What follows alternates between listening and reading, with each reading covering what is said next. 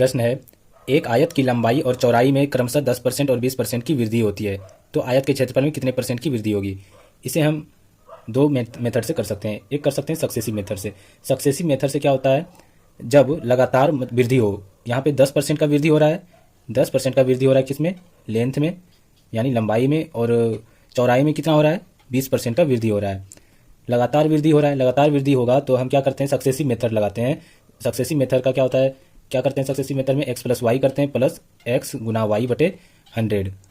अगर यहाँ पे वृद्धि नहीं होता, यहाँ पे घाटा होता 10-20% का, तो यहाँ पे y में माइनस करते, लेकिन यहाँ पे वृद्धि हो रहा है तो यहाँ पे प्लस करेंगे।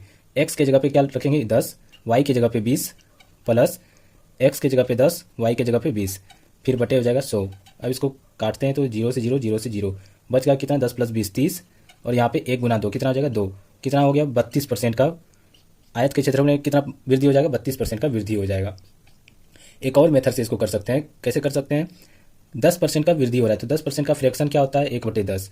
1/10 का मतलब हुआ क्या, लंबाई जो है 10 से बढ़ के कितना हो जा रहा है, 11 हो जा रहा है, 10 से बढ़ के 11 हो जा रहा है। अब फिर उसके बाद क्या करें, 20% का वृद्धि होता है किसमें, चौड़ाई में। 20% का फ्रैक्शन होता है 1/5, यानी कि चौड़ाई जो है 5 से कितना बढ़ के हो जा रहा है, 6 हो जा रहा है।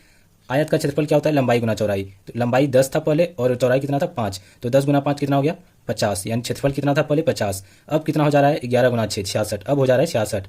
50 से बढ़ के 66 हो रहा है, तो कितने का वृद्धि हो रहा है, 16 का वृद्धि हो रहा है। किससे, 50 से।